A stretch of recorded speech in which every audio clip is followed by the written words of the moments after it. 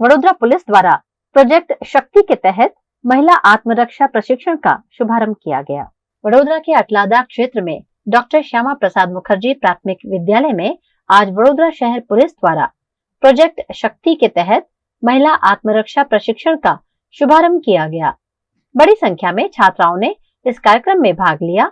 3 महीने का प्रशिक्षण प्राप्त कर चुकी महिला पुलिस कर्मियों ने छात्राओं को आत्मरक्षा के तरीके सिखाए। आज श्यामा प्रसाद मुखर्जी शाळानी अंदर प्रोजेक्ट शक्ति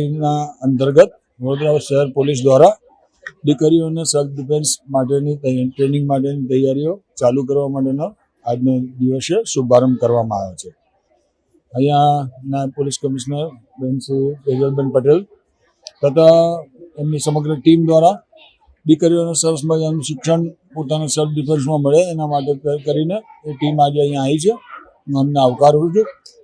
નગર પ્રાથમિક શિક્ષણ સમિતિની મારી દીકરીઓને આવનાર જીવનમાં કન્યાની કેળવણી એ અમારો પ્રાથમિકતા હોય છે અને કન્યાની કેળવણીના ભાગરૂપે આજે જે સરસ મજાનું સેલ્ફ ડિફેન્સ શીખવા મળે છે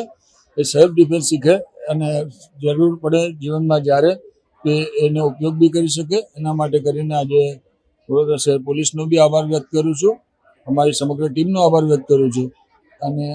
ખાસ કરીને આ શાળાના પ્રિન્સિપાલ ગિરીશભાઈ જેઓએ આ ઇનિશિયેટિવ લઈ અને અહીંથી આની શરૂઆત કરેલ છે અને આવનાર દિવસોમાં બધી જ શાળાઓની દીકરીઓને આ શીખવા મળે। इस अवसर पर नगर प्राथमिक शिक्षा समिति के चेयरमैन निशित देसाई, उप पुलिस आयुक्त तेजल पटेल, शासन अधिकारी श्वेता पारगी, नगर प्राथमिक शिक्षा समिति के सदस्य किरण भाई सालुंके, प्रिंसिपल गिरीश भाई, अटलादा पुलिस स्टेशन के पीआई गुजर, reserve police inspector MM Rathore,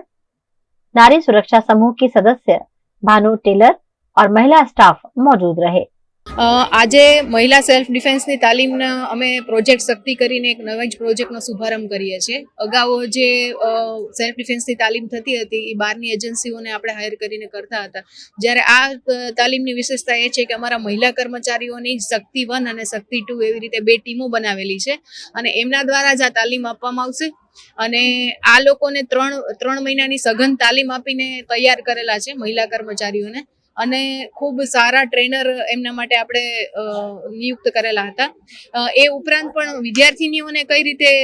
શીખવાડવું એના માટે ફરીથી મતલબ એને વધારાનો સમય પણ અમે એમાં ફાળવીને એ લોકોને તાલીમ અપાવેલી છે અને અત્યારે ટીમ બિલકુલ સજ્જ છે અને અહીંથી મતલબ ડૉક્ટર શ્યામા પ્રસાદ મુખર્જી પ્રાથમિક શાળા અટલાદરાથી આ તાલીમની શરૂઆત કરેલી છે।